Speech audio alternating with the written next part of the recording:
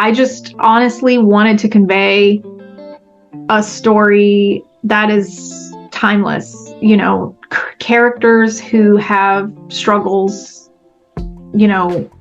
throughout time, in the ancient world and today. Like, bullying is a real thing that people experience.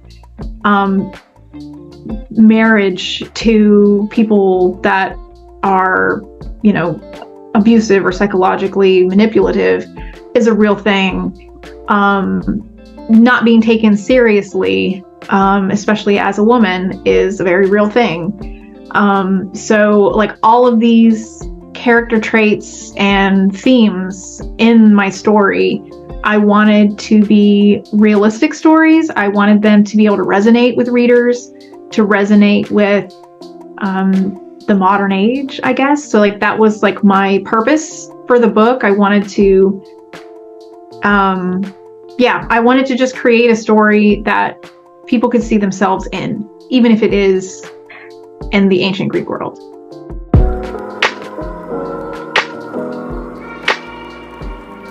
Here we are with MJ Pankey, the author of Epic of Helinthia, which I'm super excited to talk about. Can you give us some details about the story? Because I want you to present it first. Okay, awesome. Well, I'm happy to be here. Epic of Helinthia is a story about 5 heroes who embark on a quest to appease the gods and save their island from famine and turmoil. So that's the short answer. So it's based in the Mediterranean. It takes place on a fictional island, and they're very isolated from everyone. So it's just this island. It's not like a global story or anything like that. But that's basically, that's the rundown. Yeah.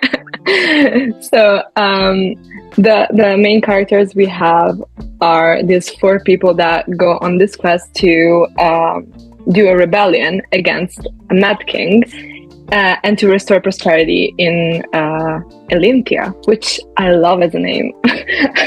And Thank you. They go on this quest to restore the island, which is the king. And I wanted to ask what actually inspired this story for you. And there are some elements of mythology and also epic fantasy that blend together. So what are the inspiration for this? How did you come up with the idea of the novel? So I've always been intrigued by how people interact with supernatural ideas. Famine is one of those things where it goes against like the natural order that people expect. They expect the seasons to do what they do. Spring, everything's blooming. Then the summertime, everything's ripening. And then in the fall, there's a harvest. And in the winter, the ground is resting, whatever. And then the cycle continues. And so every time there's a famine, it's like, what is going on? We don't know. It has to be something that's angering the gods. It has to be some supernatural thing that we did wrong or whatever. And it's always kind of been this mysterious thing to cultures around the world. So that was kind of like the big thing that I wanted to focus on, to be like the catalyst for these characters thinking differently about the world that they're living in. Like, this isn't normal. Something big picture is happening that we don't know what it is, and we're just gonna start assuming things and knocking them out. So that was kind of the inspiration. I'm a big history nerd, so I drew a lot of inspiration from history.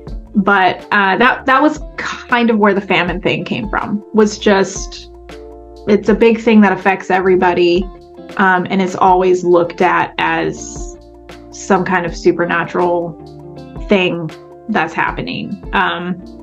So from there, I just kind of played with my gods and goddesses, and I read the Iliad when I was in high school, and I fell in love with the Greek gods and the flawed characters. and, you know, the sense of honor that everyone had and their devotion to the gods and how the gods like stepped in for their favorite mortals and stuff like that. And I loved it so much, and I wanted to weave that into whatever story I was writing. And so that's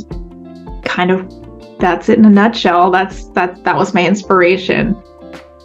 That's really good. Like, I love the Iliad as well, and everything mythology, and also in story. So that's really cool that you actually took inspiration from that. And talking about gods, I wanted to ask, so the presence of gods and their role in the story adds a layer of complexity to Epic of Helinthia. So I wanted to ask, how did you approach portraying the gods and their motivations, and how do they, if they do, influence the events unfolding in the story?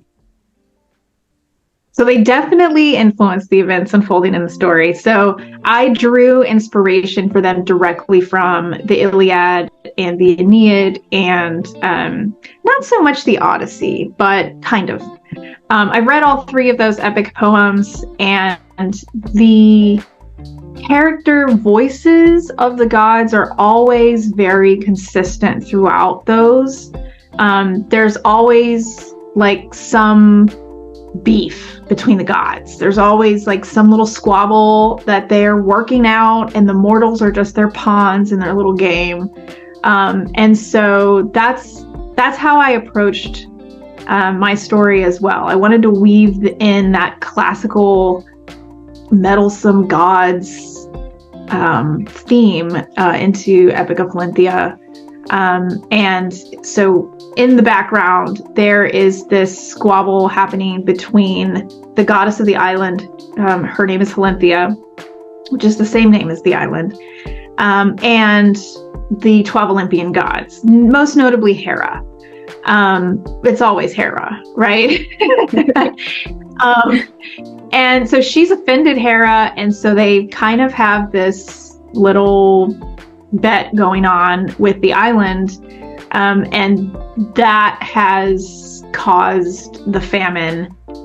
It's caused Helinthia to step away from her island and relinquish control, essentially, of everything that happens. And so that's where this squabble's coming from. So the mortals don't really know all these facts. Similar to the Iliad, I can't imagine Achilles or Paris or Hector or any of those heroes of the story really understanding the beauty contest, right? That caused the Trojan War. That's at the heart of the Trojan War. I can't really imagine them really understanding what was happening there. And so similarly, Epic of Helinthia is kind of like that. Like, my heroes, they don't really understand what's going on, and they're kind of just spoon-fed little hints here and there throughout the story. Yeah, that was the primary layer of complexity. As the sequel develops and as the third story develops too, that knowledge of what the gods are really doing and what part they have to play in the story is going to become more clear to everybody in the story. Okay, so since you mentioned it, now I'm going to ask you now about the sequel. Okay. So what are the plans for sequels or further exploration of the world of Helinthia? So if you can share any insights, what the readers can expect or might have to expect from the future installments. Okay. So, the sequel is going to have more supernatural things happening with it. Okay. So I've drawn a lot of inspiration. So in the first book, there was, a Fury that kind of appears, and, the goddess Artemis makes some appearances. There's some magical arrows that nobody can see except Gadnor. There's a magical hound dog. So there are some supernatural elements. The sequel is going to go much more in depth with that.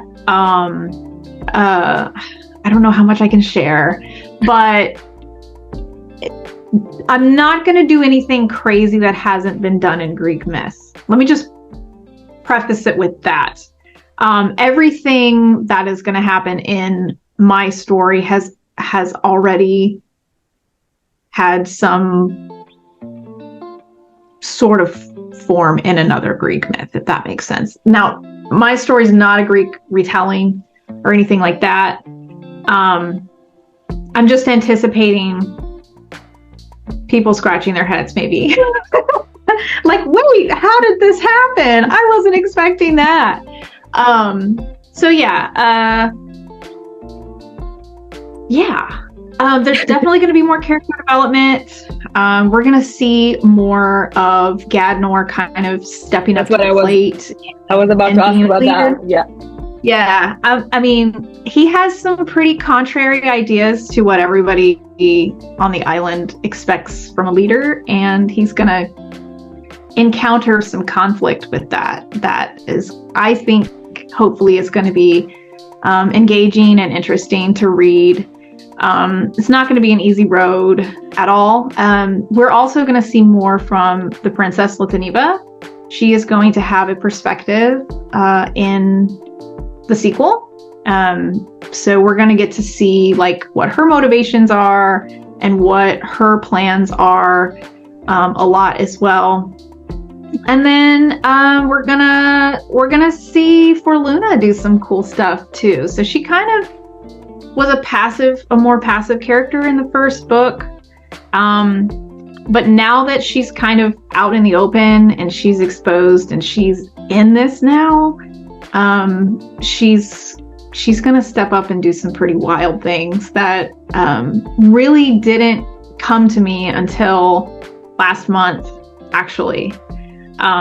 I was driving back from a book tour and I had about 10 hours to drive, and I have this playlist that I listen to over and over and over. It's like all these cinematic, like epic sounding songs that I've compiled over the last 3 years, and I just listen to it over and over and over, and it just, like, my entire sequel played itself out in my head, and my characters, and Forluna especially, just like looked me in my third eye and was like, this is what I'm going to do in the sequel, and you're going to write it. And I was like, okay, let me pull over and take notes.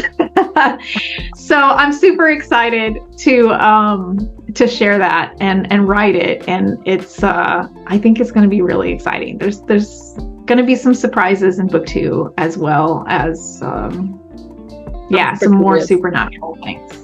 That sounds exciting. Also, I'm so happy we got to get a little bit more of Gadnor. I mean, it was also already depicted as different from the other male characters. So I was kind of expecting him to show himself as different as a leader as well. So I'm kind of like excited for it. So I wanted to discuss a little bit female characters. Especially for Luna and Gonyvain. So these two female characters are really important and have a significant role in the book because they also take part of the rebellion somehow. So could you discuss the importance of these female characters and how they contribute to the rebellion and the story overall? And how did you manage to make them compelling and interesting in your narrative? Because it's also, as I imagined it, Helinthia is also a world of male, like man that ruled this world. So I wanted to ask you about that. Yes. Okay, awesome. So yes, the world of Helinthia is an ancient Greek world. So women are very, suppressed and very much exist to complement the male counterpart or whatever. So when I was approaching these female characters, I wanted them to kind of subvert that expectation, but still have to live in that world in a way that felt realistic, which is not an easy thing to do.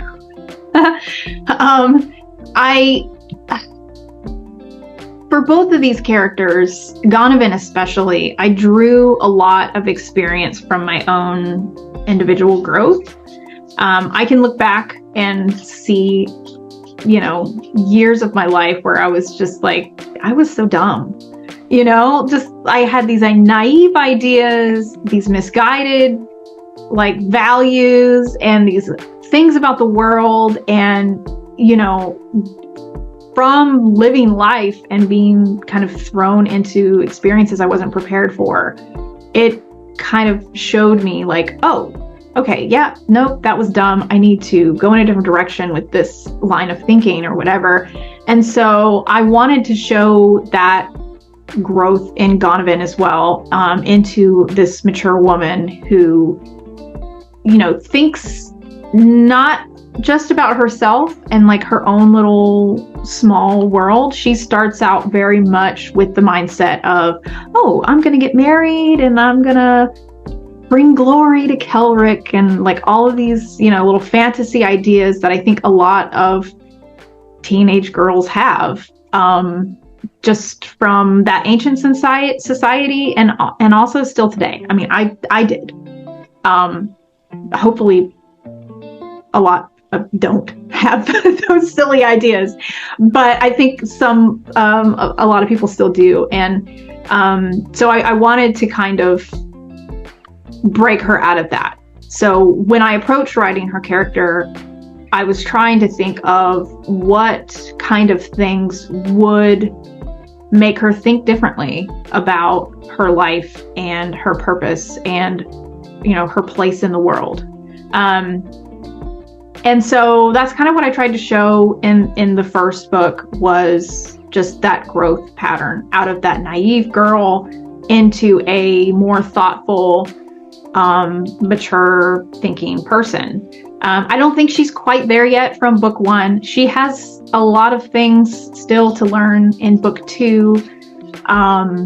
She's going to continue on that growth pattern and still kind of experience consequences for stupid things she did in book 1. So maybe that's not spoilery. That's like a sneak peek. Mm-hmm. There are going to be some things that she did in book 1 that are going to come back to haunt her.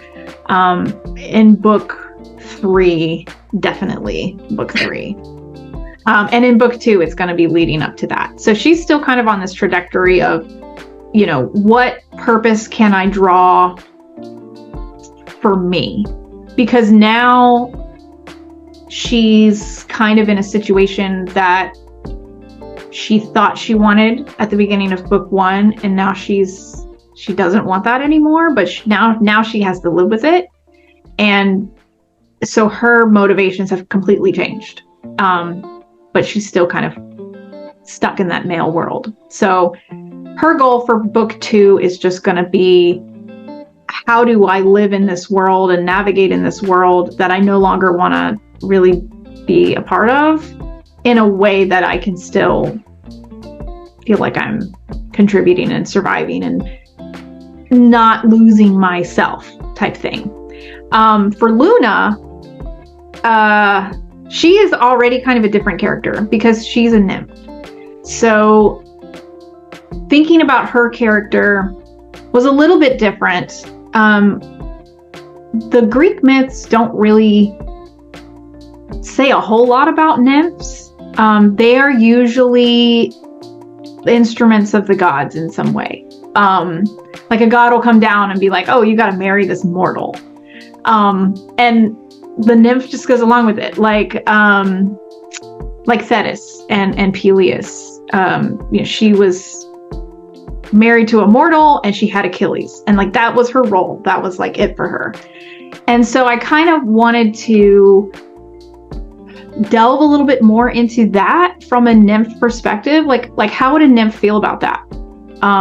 If they were just told by a god that you have to go serve this mortal or marry this mortal or love this mortal, and then they're gonna die and you're not.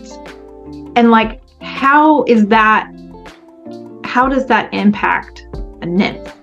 So that's gonna kind of be for Luna's arc for book 2, is we're gonna learn a little bit more about how she even came to be in the palace, and be with Iptes at the beginning of the book of book 1. And we're gonna learn a little bit more about that, and that backstory and that thought process of what am I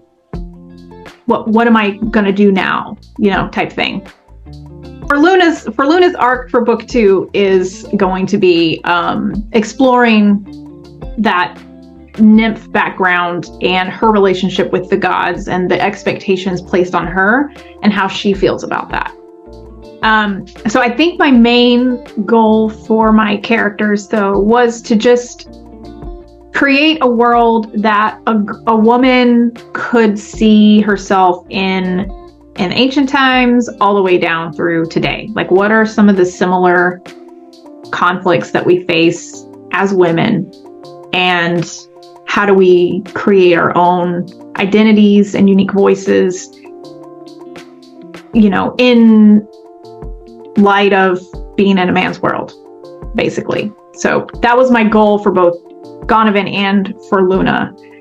It's just that for Luna's beef is more with the gods, less with men, whereas Donovan's is and definitely in the mortal men world.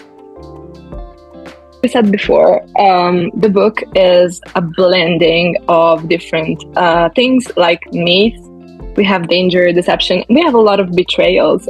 I was literally worried about myself because I was reading it and I was like, okay, I have some difficulty now to trust people. I have trust issues. Thank you. But yeah.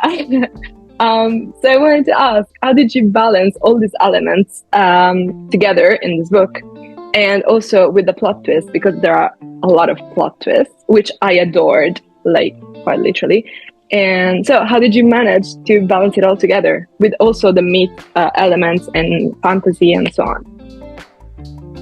That's a really hard question to answer because some of these twists surprised me as well. Not to get too spoilery, but the main villain at the end of book 1 was actually not a villain when I first wrote this. Really? So the side character villain was. He was always kind of slimy. But the main betrayal at the end that kind of snuck up out of nowhere, honestly, it snuck up on me too. It just kind of came together. I finished writing the draft and knew that there were some things that I was like, how is this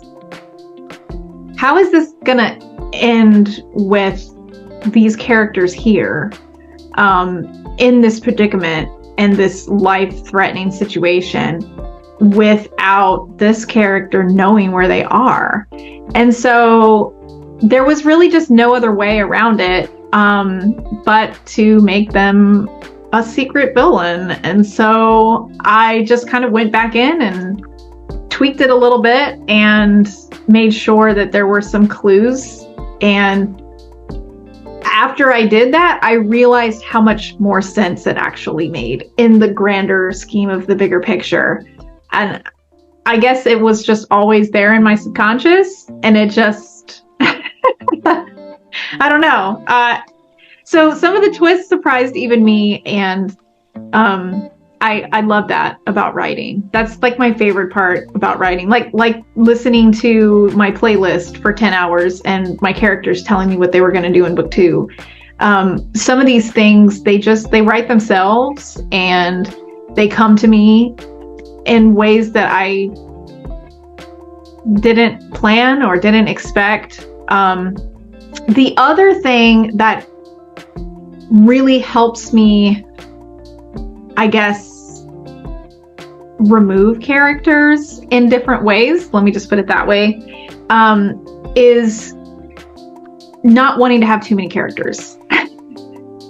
I've read a lot of books where there's a ton of characters and I'm so confused and I forget who is who.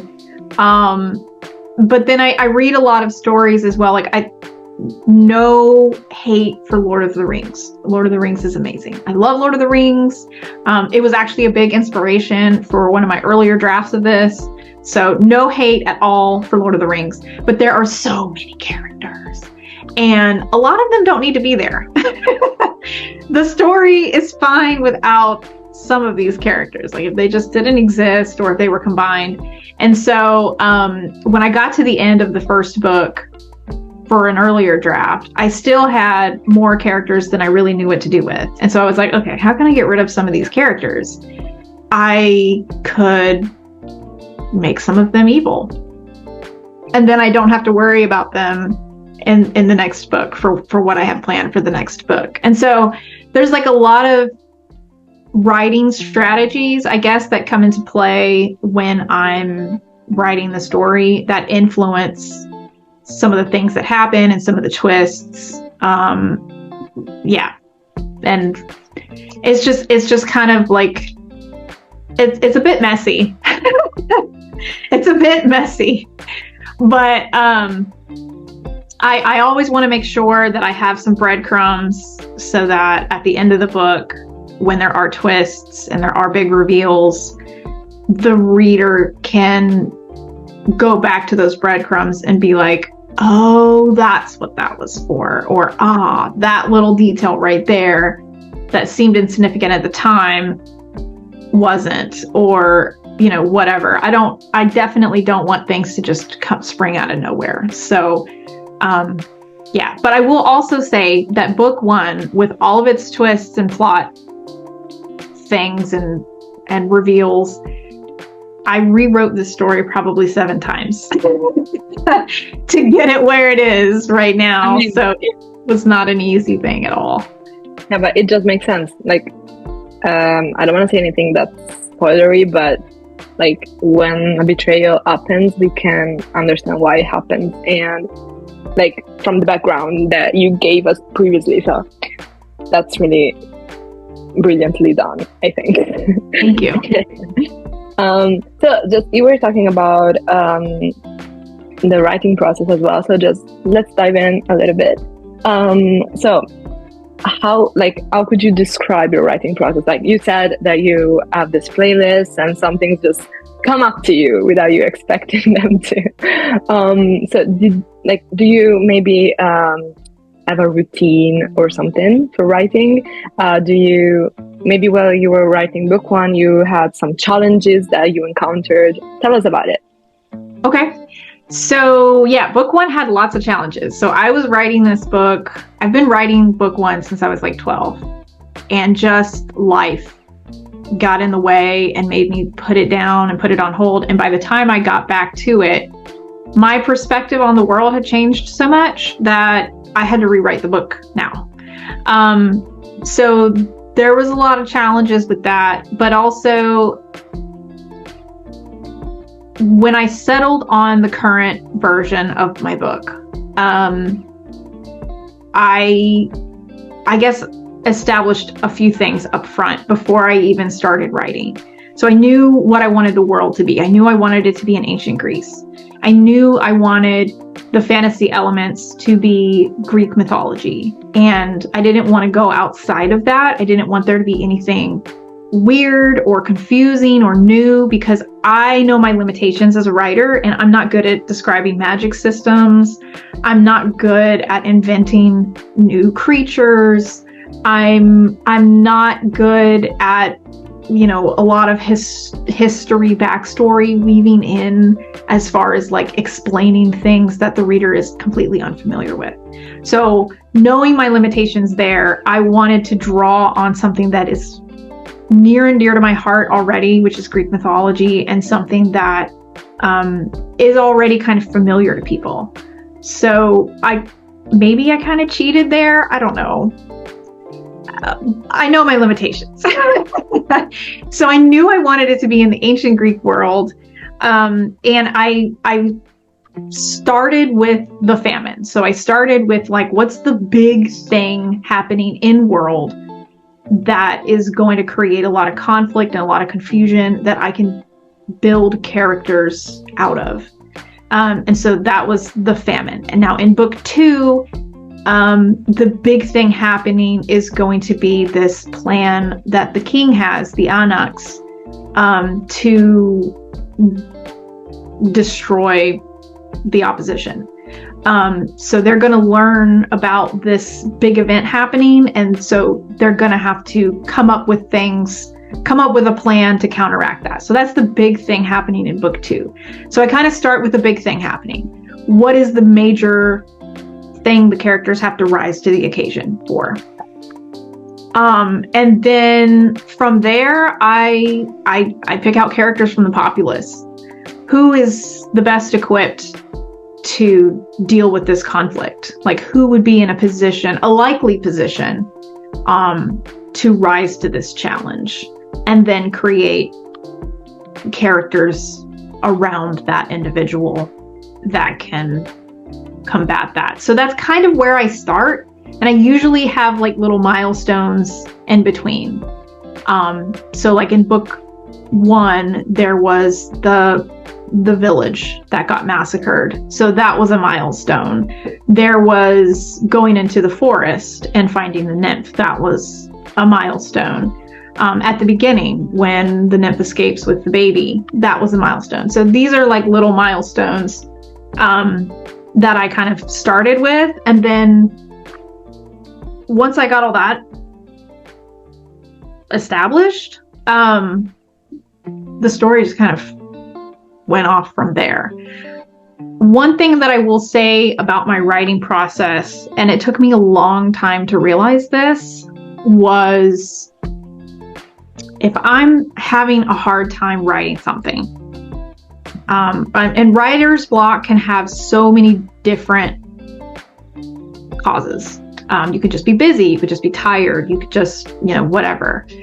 But the primary source of writer's block for me is I'm trying to write a scene a certain way, and my muse is not having it. So if I step back and I reevaluate and I try to write the scene a different way, or try to write a different scene entirely, it seems like the inspiration flows then. So for me, writer's block is not necessarily about just not being able to write that scene.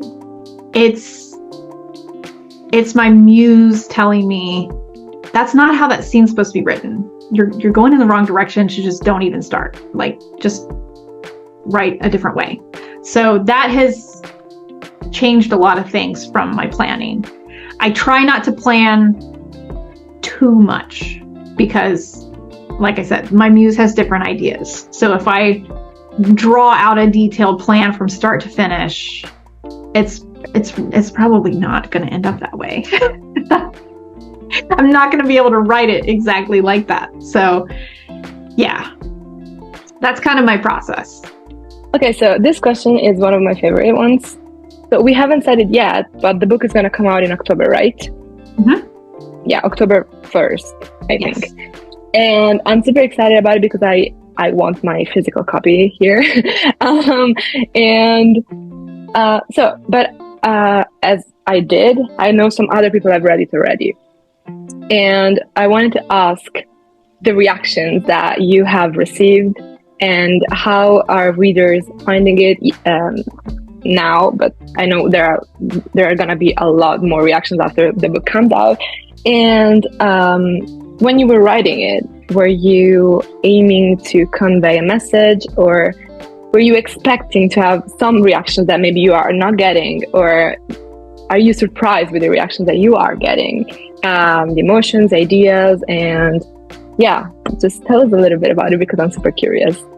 Okay, so I am really shocked actually at how many people wanted to read Epic of Helinthia, how many people have read Epic of Helinthia. It's always like really nerve-wracking when anybody reads anything that I write, because I mean, I've lived with these characters in my head for over 20 years now. So it's like they're like my children. Like how is the world going to perceive my children? Like, are they going to be happy? Like, are they going to hate them? So it's a little emotional, but I have been blown away by how many people have requested to read my book on NetGalley. Like, just floored. I think I've listed my story on NetGalley at least 5 times for a month each time, and I think the first time I listed it, I had like over 360 requests. And I was just like, wow. And it's been a couple of hundred requests each time. And it's amazing. I've gotten some really great reviews. People love it. People really connect with some of the characters. There's a consensus that Kelric is a jerk, and a lot of people don't like Kelric, which I love because I made him that way. I wanted him to be kind of a jerk character, and I wanted to show the perspective of a person like that, because I feel like that perspective is important too. I have big plans for him, and I want his character arc to be nice and fluid, and I'm happy how my characters are being perceived by readers. Let me just put it that way. I've gotten some reviews that are critical as well of several things, and it's always hard to get those reviews, but some of my best feedback has come out of those. A couple of people have messaged me and pointed out a few errors that I had made in my story that I've since corrected. So that's always good when readers are bold enough to say, hey, I don't think pumpkins existed in ancient Greece, or like Dargan and Gadnor, like, why are their names so similar? Like, that doesn't make any sense. So the name feedback was really important. Some of my trigger warnings weren't accurate. I don't think I had trigger warnings the first 2 times I listed it on NetGalley. So the feedback to add those was excellent, because there are some strong themes in my story. So the feedback process has been amazing. I'm so glad that so many people have read it and enjoyed it. And I'm glad that the people who have read it and didn't enjoy it also gave me their feedback. It's a little nerve-wracking to see my Goodreads rating go down with those ratings, but their input has been valuable as well. So yeah, it's been amazing. I think I just honestly wanted to convey a story that is timeless. Characters who have struggles, throughout time, in the ancient world and today. Like, bullying is a real thing that people experience. Marriage to people that are, abusive or psychologically manipulative is a real thing. Not being taken seriously, especially as a woman, is a very real thing. So like all of these character traits and themes in my story, I wanted to be realistic stories. I wanted them to be able to resonate with readers, to resonate with the modern age, I guess. So like that was like my purpose for the book. I wanted to I wanted to just create a story that people could see themselves in, even if it is in the ancient Greek world. And I think the feedback that I've gotten conveys that I succeeded mostly with that. So I'm very happy with it. But just one last question before leaving you. Do you think it's gonna come out in Italy as well? I think it will. So I published through Ingram Spark, and they have a global distribute option, and I believe it will be in Italy. Okay. Sure if it's going to be. I don't currently have translation set up. That's like the next step. Like I want to get an audiobook out there, And then I also want to find out how to get translations of the book out there as well. Because as an indie author, I'm still learning how to go about doing all these things. And the translation piece is something that I don't know. And it's not a common thing in the indie community either. So if anybody has any pointers, I would love to know. They can email me at mjpankey.com at gmail.com.